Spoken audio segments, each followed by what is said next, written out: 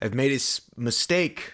I shaved. I was going to record a Game of Thrones like rant video today, but I think I'm not as powerful without the neckbeard. I need the neckbeard to truly empower myself to, get my point across. So instead, The City in the City by China Mieville. I'm going to mispronounce a lot of shit this video. This was a trippy one. I kind of started not totally feeling it, but it really got its hooks in eventually, and I started really digging its message and its vibe. It's like a noir murder mystery that masquerades as an urban fantasy, right? It starts out a cop investigating a murder in a city, pretty normal, but it's revealed early on that the city is actually two cities interspliced on top of one another. It's describing like crosshatches or whatever and shit like that, where the two cities are kind of interspliced over one another. So you think like, oh, it's a mystical fucking multi-dimensional rift that's keeping these cities on top of one another, and it's tricking you, right? Like everybody is walking around the city, their own city, and the two cities are named Besal and Alquoma. And the main detective is in Besal, and he's walking around investigating, but he has to, like, if he sees anything that's in Alquoma, he has to unsee it, like it doesn't exist, right? Because there's this thing called Breach, which is like this organization that will appear and take you away if you, like, interact with the other city. Like, it's a huge taboo for the two cities to interact at all. And there's, like, little minor cultural differences, like outfits, cuisine, that kind of thing. Types of cars. This start of the story is like when I was confused and not as into it. I thought they were giving me all the answers to understand how this magic system works and how this society works, and I was like, okay, I just don't get it, or I guess, or it's just like magic. But then there's a point in the story where Borlu, the main character, goes to Alcuma from Besal, and you're like, oh, it's gonna be some mystical fucking transformation. But all he really does is he goes to the government, learns how to unsee Besal and see Alquoma, goes into like the border and turns around and just comes back out.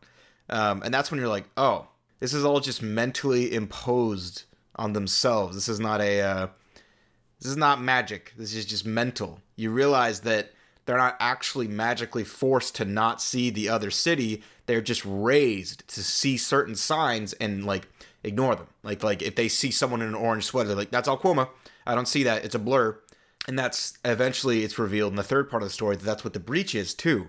They're described at the start as like these ghostly figures that appear and take you away, and they appear out of nothing, and people are like, oh, what are they? But then it's like revealed that they're just normal people, but they're wearing clothes that are like neutral, so you can't tell which city they're in. So you ignore them, and they're just like, oh, like you stare straight, and you don't. They're like blurs that just appear and leave. So what makes that so cool is that this could happen.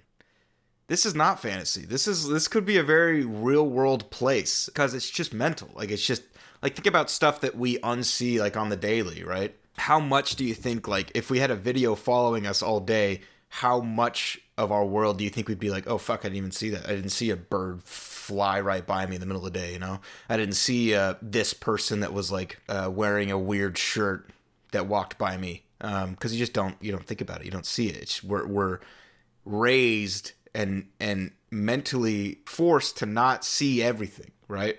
It's also this commentary on how superficial borders can be for nations. Like, this is literally just a border that zigzags around one city and makes it two different cities, even though, like, it could literally be like, if I existed here and then the next, like, square of concrete was in the other city, I had to like go around it, or I'd be breaching, that kind of thing. And it's super well done, and it's also kind of commentary on like the electoral college and splitting apart districts, because that's, not to get too political, but that's completely arbitrary. It's just essentially just fucking random. Nobody knows why that happens. Nobody even really knows why any borders exist. I mean, if you're a historian, but even still, that's kind of superfluous. It just is that way, and we just accept that. We can't just wander into Mexico.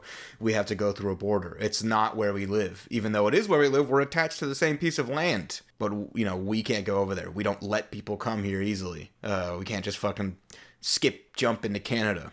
And then they kind of start doing goofier shit with it that's like really interesting, you know, like they kind of start stretching the rules to see how, if this was real, it would work in reality. Like, what happens if a bus from Basal swerves and hits a bus in Alcuoma, right? Like, who is responsible? Who's breaching? Even if the road was in both cities at the same time, they're not supposed to exist. They are culturally not supposed to exist. It's a taboo. So it's like, it brings up this question of like, okay, what does this mean then? You know? Or like if a sniper from Alcuoma shoots a man in Basal, who killed the guy? That's not supposed to be even possible. Who fired the gun? Who is the killer? Who is the victim? You know, where did the guy die? Where did the guy who shot shoot from? And again, it's like, as soon as the characters start asking this question, they're like, this is kind of fucking stupid, huh? This doesn't really make any sense. And then there's stuff like the Alcuoma themed coffee shops in Pasel, right? Like, they look a little bit different than actual Alcuoma, but it's like if we existed on top of Mexico and then like we go to a Mexican food place, right? We're not in Mexico, but we're in a Mexican themed food place. You know, we don't have to walk across a border to come here. But it's just kind of further commentary on how societal norms are just kind of completely made up and artificial, you know? Cavemen didn't give a fucking shit. I mean, I guess they were probably territorial, but even that was like for a reason. You know, it's silly, it's ridiculous. And you especially get that with two things, right? Like the first thing is this American family arrives in Basal, and they're kind of like being polite about it, but they start talking about like, kind of fucking funky here, huh? They're very clearly unused to having to not see someone right next to them, and you know, and they're like, this is dumb. And then it also kind of exemplifies it with the third part of the book, where Bourdaloue becomes part of Breach, and he starts to realize, like, all I'm doing right now to become invisible is walk weirdly. You know, I can imagine him, like, doing a crab walk or something.